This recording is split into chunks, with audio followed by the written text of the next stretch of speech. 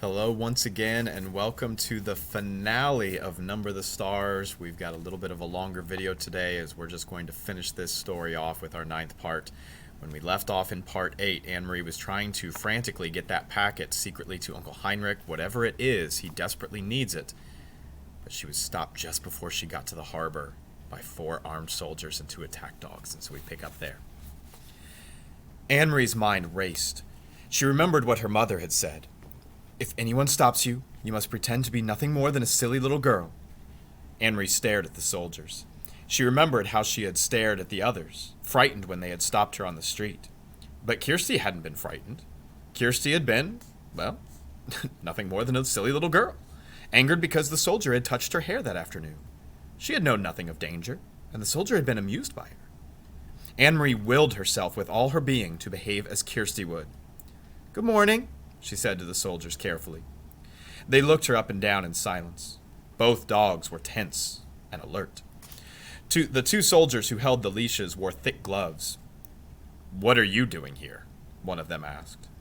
Anne-Marie held out her basket with the thick loaf of bread visible. "My Uncle Heinrich forgot his lunch, and I'm taking it to him. He's a fisherman." The soldiers were looking around. Their eyes glanced behind her and scanned the bushes on either side. "Are you alone?" Anne-Marie nodded. "Yes." One of the dogs growled, but she noticed that both dogs were looking more at the lunch basket than at her. One soldier stepped forward. The other and the 2 holding the dogs remained where they were. "You came out before daybreak just to bring a lunch? Why doesn't your uncle eat fish?" What would Kirsty reply? Anne-Marie tried to giggle the way her sister might. "Uncle Heinrich doesn't even like fish," she said, laughing. "He says he sees too much of it and smells too much of it. Anyway, he wouldn't eat it raw." She made a face. "Well, I suppose he would if he were starving. But Uncle Heinrich always has bread and cheese for lunch." Keep chattering, she told herself, just as Kirsty would, a silly little girl. "I like fish. I like it the way my mother cooks it. Sometimes she rolls it in breadcrumbs and—" The soldier interrupted and reached forward, grabbing the crisp loaf of bread from the basket. He examined it carefully before breaking it in half, pulling the 2 halves apart with his fists. That would enrage Kirsty, she knew. "Don't!" she said angrily. "That's my Uncle Heinrich's bread. My mother baked it." The soldier ignored her. He tossed the 2 halves of the loaf to the ground, 1 half in front of each dog. They consumed it quickly, each snapping at the bread and gulping it so that it was gone in a mere instant. "Have you seen anyone in these woods?" The soldier barked the question at her. "No, only you." Anne-Marie stared at him. "What are you doing in the woods anyway? You're making me late.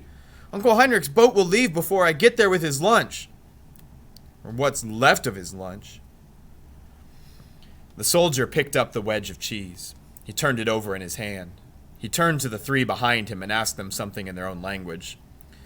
One of them answered, "Nein," in a bored tone. Anne-Marie recognized the German word. The man had replied no. He had probably been asked, Anne-Marie thought, "Do you want this, or perhaps should I give this to the dogs?"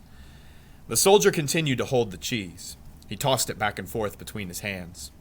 Anne-Marie gave an exasperated sigh. "Could I go now, please?" she asked impatiently.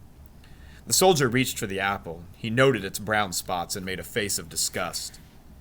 "No meat?" he asked, glancing at the basket and the napkin that lay in its bottom. Anne-Marie gave him a withering look. "You know we have no meat," she said insolently. "Your army eats all of Denmark's meat." "Please, please," she implored in her mind, "don't lift the napkin." The soldier laughed. He dropped the bruised apple on the ground. One of the dogs leaned forward, pulling at his leash, sniffed the apple, and stepped back. But both dogs still looked intently at the basket, their ears alert, their mouths open. Saliva glistened on their smooth pink gums. "My dogs smell meat," the soldier said. "They smell squirrels in the woods. You should take them hunting," Anne-Marie responded. The soldier reached forward with the cheese in one hand as if he were going to return it to the basket, but he didn't. Instead, he pulled out the flowered cotton napkin. Anne-Marie froze. "Your uncle has a pretty little lunch," the soldier said scornfully, crumpling the napkin around the cheese in his hand. "Like a woman," he added with contempt. Then his eyes locked on the basket. He handed the cheese and napkin to the soldier beside him. What's that? They're in the bottom, he asked in a different, tenser voice. What would Kirsty do? Anne-Marie stomped her foot, and suddenly, to her own surprise, she began to cry. I don't know, she said, her voice choked. My mother's going to be angry that you stopped me and made me late. And you've completely ruined Uncle Heinrich's lunch, so now he'll be mad at me too. The dogs whined and struggled against the leashes, nosing forward to the basket. One of the other soldiers muttered something in German. The soldier took out the packet. Why was this so carefully hidden? Anne-Marie wiped her eyes on the sleeve of her sweater. It wasn't hidden any more than the napkin was. I don't know what it is. That, she realized, was true. She had no idea what was in the packet. The soldier tore the paper open while below him on the ground the dogs strained and snarled, pulling against their leashes. Their muscles were visible beneath the sleek, short-haired flesh. He looked inside, then glared at Anne-Marie. Stop crying, you idiot girl! Your stupid mother sent your uncle a handkerchief. In Germany, the women have better things to do. They don't stay at home hemming handkerchiefs for their men. He gestured with the folded white cloth and gave a short, caustic laugh. At least she didn't stitch flowers on it. He flung it to the ground, still half wrapped in the paper beside the apple. The dogs lunged, sniffed at it eagerly, but then subsided, disappointed again. Go on! He dropped the cheese and napkin back into the basket. Go on to your uncle and tell him the German dogs enjoyed his bread. All of the soldiers pushed past her. One of them laughed, and they spoke to each other in their own language. In a moment, they had disappeared down the path in the direction from which Anne-Marie had just come. Quickly, she picked up the apple and the open packet with the white handkerchief inside. She put them into the basket and ran around the bend toward the harbor, where the morning sky was now bright with early sun, and some of the boat engines were starting their strident din. The Ingeborg was still there, by the dock, and Uncle Heinrich was there, his light hair wind-blown and bright as he knelt by the nets. Anne-Marie called to him, and he came to the side, his face worried when he recognized her on the dock. She handed the basket across. Mama sent your lunch, she said, her voice quavering. But soldiers stopped me, and they took your bread. She didn't dare tell him more. Heinrich glanced quickly into the basket. She could see the look of relief on his face and knew that it was because he saw the packet was there, even though it had been torn open. Thank you, he said, and the relief was evident in his voice. Anne-Marie looked quickly around the familiar small boat. She could see down the passageway into the empty cabin, but there was no sign of the Rosens or the others. Uncle Heinrich followed her eyes and her puzzled look. All is well, he said softly. Don't worry. Everything is all right. I wasn't sure, but now, he eyed the basket in his hands. Because of you, Anne-Marie, everything is going to be all right. Now you run along home now. Tell your mama not to worry. I'll see you this evening. He grinned at her suddenly. So they took my bread, eh? I hope they choke on it. Later that night, Uncle Heinrich said, laughing at dinner, Oh, poor Blossom. It wasn't bad enough that your mother was trying to milk her after all these years of city life, but Anne-Marie, for you to have done it for the very first time, I'm surprised Blossom didn't kick you.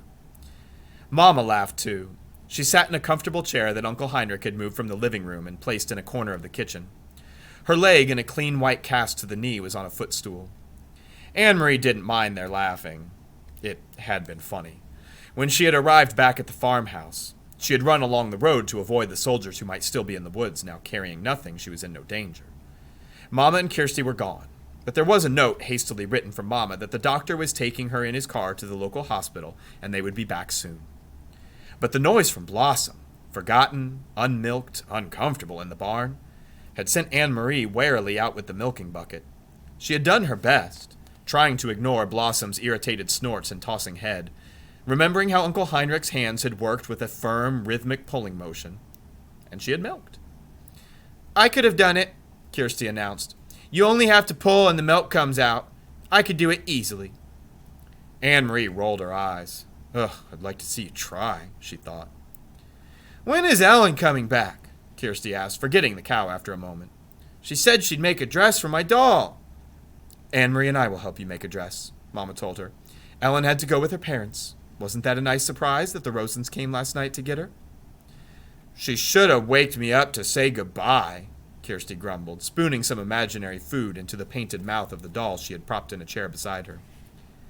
Anne-Marie, Uncle Heinrich said, getting up from the table and pushing back his chair. If you come with me now to the barn, I'll give you a milking lesson. But wash your hands first. Me too, Kirsty said. No, not you too, not this time, Mama said. I need your help here since I can't walk very well. You'll have to be my nurse.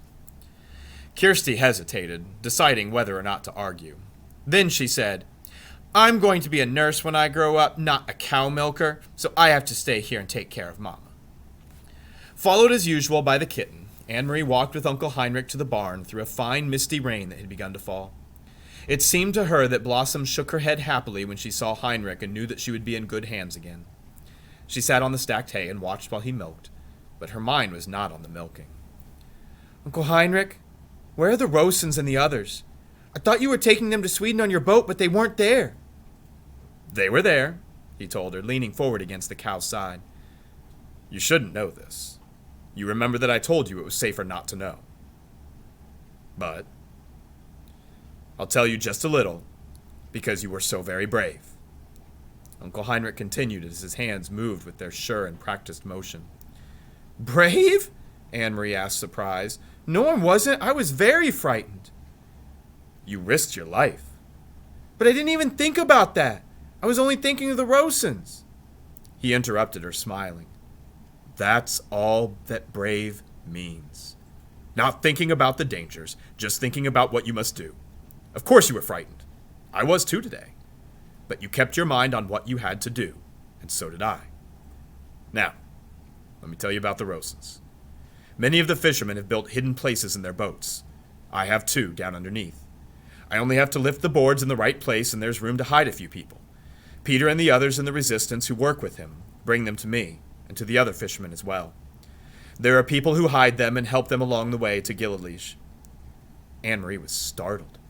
Peter is in the Resistance? Of course. I should have known. He brings Mama and Papa the secret newspaper to free Dansk, and he always seems to be on the move. I should have figured it out for myself. He's a very, very brave young man. They all are. Anne-Marie frowned, remembering the empty boat that morning. Were the Rosens and the others there, then? Underneath when I brought the basket? Uncle Heinrich nodded. I heard nothing. Of course not. They had to be absolutely quiet for many hours. The baby was given medicine so that it wouldn't wake and cry. Could they hear me when I talked to you? Yes. Your friend Ellen told me later that they heard you. And they heard the soldiers who came to search the boat. Soldiers came? Anne-Marie's eyes widened. I thought they went the other way after they stopped me. There are many soldiers in Gillileash and all along the coast. They're searching all the boats now. They know that the Jews are escaping, but they're not sure how, and they rarely find them. The hiding places are carefully concealed, and often we pile dead fish on the deck as well. They hate getting their shiny boots dirty. He turned his head toward her and grinned.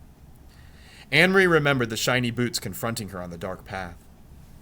Uncle Heinrich, I'm sure you're right, that I shouldn't know everything. But please, would you tell me about the handkerchief? I mean, I knew it was important, the packet and all, and that's why I ran through the woods to take it to you. I thought maybe it was a map? How could a handkerchief be important? He set the filled pail aside and began to wash the cow's udder with a damp cloth. Very few people know about this, Anne-Marie, he said with a serious look. But the soldiers are so angry about the escaping Jews and the fact that they can't find them that they've started using trained dogs. They had dogs, the one who stopped me on the path. Uncle Heinrich nodded. The dogs are trained to sniff about and find where people are hidden. It happened just yesterday on 2 boats. Those darn dogs, they go right through the dead fish smell to the human scent. We were all very, very worried. We thought it might mean the end of escape to Sweden by boat. It was Peter who took the problem to scientists and doctors. Some very fine minds have worked night and day trying to find a solution. And what they've created is a special drug. I don't know exactly what it is, but it was in the handkerchief. It attracts the dogs, but when they sniff at it, it ruins their sense of smell. Imagine that. Anne-Marie remembered how the dogs had lunged at the handkerchief, but after smelling it had turned away. Now, thanks to Peter, we will each have such a handkerchief, each boat captain. When the soldiers board our boats, we'll simply pull the handkerchiefs out of our pockets. The Germans will probably think we all have bad colds. The dogs will sniff about, sniff the handkerchiefs we're holding, then roam the boat finding nothing. They'll smell nothing. Did they bring dogs to your boat this morning? Yes. Not 20 minutes after you were gone. I was about to pull away from the dock when the soldiers appeared and ordered me to halt. They came aboard, searched, but found nothing. By then, of course, I had the handkerchief. If I had not, well... His voice trailed off, and he didn't finish the sentence. He didn't need to. If she had not found the packet where Mr. Rosen had dropped it, if she had not run through the woods, if the soldiers had taken the basket, if she had not reached the boat in time, all of the ifs whirled in Anne-Marie's head. They're safe in Sweden now, then? She asked. You're sure? Uncle Heinrich stood and patted the cow's head. I saw them ashore myself. There were people waiting to take them to shelter. They are quite safe now. But what if the Nazis invade Sweden? Will the Rosens have to run again? That won't happen. For reasons of their own, the Nazis are okay with Sweden remaining free. It's very complicated. Anne-Marie's thoughts turned to her friends hiding under the deck of the Ingeborg. It must have been awful for them so many hours down there. Was it dark in the hiding place? Dark, cold, and very cramped. Mrs. Rosen was seasick, even though we were not on the water very long. It's a short distance, as you know. But they're a courageous people, and none of that mattered when they stepped ashore. The air was fresh and cool in Sweden, and the wind was blowing. The baby was just beginning to wake as I said goodbye to them. I wonder if I'll ever see Ellen again, Anne-Marie said sadly. Oh, you will, little one. You saved her life, after all. Someday you will find her again. Someday the war will end. All wars do. Now then, he added, stretching. That was quite the milking lesson, was it not? Uncle Heinrich, Anne-Marie shrieked and then began to laugh. Look! She pointed. The god of thunder fell into the milk pail. That's all that kitten was wanting the whole time was a little milk. The war would end. Uncle Heinrich had said that, and it was true. The war ended almost 2 long years later. Anne-Marie was 12. Church bells rang all over Copenhagen early that May evening. The Danish flag was raised everywhere. People stood in the streets and wept as they sang the national anthem of Denmark. Anne-Marie stood on the balcony of the apartment with her parents and sister and watched. Up and down the street and across on the other side, she could see flags and banners in almost every window. She knew that many of those apartments were empty. For nearly 2 years now, neighbors had tended the plants and dusted the furniture and polished the candlesticks for the Jews who had fled. Her mother had done so for the Rosens. It is what friends do, said her mother. Now neighbors had entered each unoccupied waiting apartment, opened a window, and hung a symbol of freedom there. This evening, Mrs. Johansson's face was wet with tears. Kirsty, waving a small flag, sang. Her blue eyes were bright. Even Kirsty was growing up. No longer was she a light-hearted chatterbox of a child. Now she was taller, more serious, and very thin. She looked like the pictures of Lisa at 7 in the old album. Peter Nielsen was dead. It was a painful fact to recall on this day when there was so much joy in Denmark, but Anne-Marie forced herself to think of the red-headed, almost brother, and how devastating the day was when they received the news that Peter had been captured and executed by the Germans in the public square at Revangen in the center of Copenhagen. He had written a letter to them from prison the night before he was shot. It had said simply that he loved them, that he was not afraid, and that he was proud to have done what he could for his country and for the sake of all free people. He had asked in the letter to be buried beside Lisa, but even that was not to be for Peter. The Nazis refused to return the bodies of the young men they shot at Revangen. They simply buried them where they were killed and marked the graves only with numbers.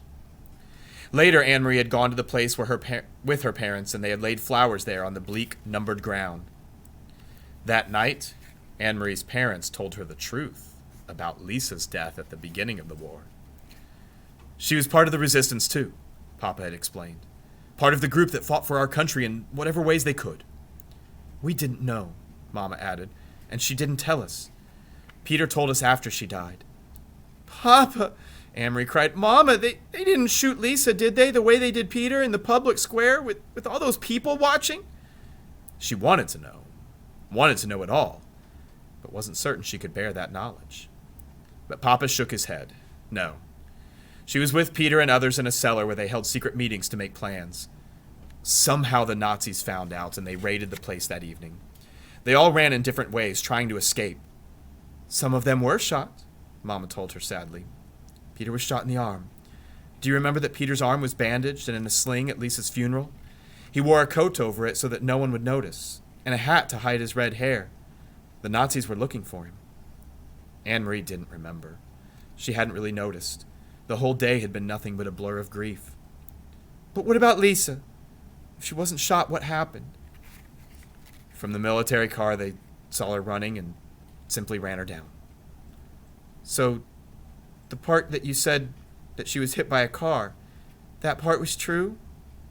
That part was true, Papa told her. They were all so young, Mama said, shaking her head. She blinked, closed her eyes for a moment, took a long, deep breath. So very, very young, with so much hope. Now remembering Lisa, Anne-Marie looked from the balcony down into the street. She saw that below, amid the music, singing, and the sound of church bells, people were dancing. It brought back another memory. The memory of Lisa so long ago, wearing the yellow dress, dancing with Peter on the night they announced their engagement. She turned and went to her bedroom where the blue trunk still stood in the corner, just as it had all these years. Opening it, Anne-Marie saw that the yellow dress had begun to fade. It was discolored at edges where it had lain so long in folds. Carefully, she spread open the skirt of the dress and found the place where Ellen's necklace lay hidden in the pocket. The little Star of David still gleamed gold. Papa, she said, returning to the balcony where her father was standing with the others, watching the rejoicing crowd. She opened her hand and showed him the necklace. Can you fix this? I kept it hidden all this long time. It was Ellen's. Her father took it from her and examined the broken clasp. Yes, I can fix it. And when the Rosens come home, you can give it back to Ellen. Until then, Anne-Marie told him, I'll wear it myself. And that ends Lois Lowry's classic tale, Number the Stars. I hope you enjoy this story. It's a really terrific book. Great example of historical fiction, which blends the made-up characters like Anne-Marie and Ellen and their families, but also mixes in so much true history. The things that the Nazis did and the resources that they took from the Danish people and all of the other countries that they had occupied, in fact, that was all true. Things about the curfew and not having tea and coffee, not having rubber for tires, and not having leather to make shoes, those kinds of things were true. And some of the things about people helping the Jews escape to other countries, that was true as well. And if you are now interested in learning more about World War II after listening to this book, there's tons, literally hundreds of books out there about this time period.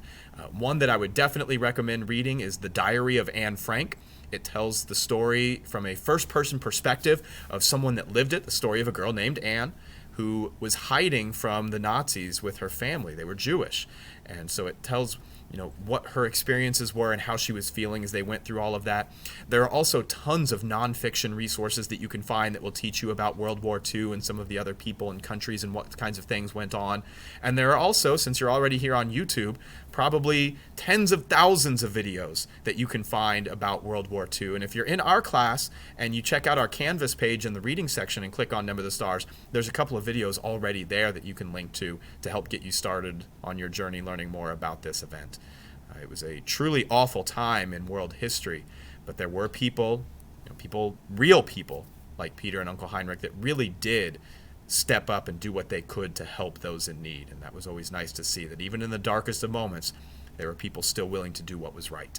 So hopefully you enjoyed our story, and hopefully you'll check out some of the other stories that we've got on our channel. Bye.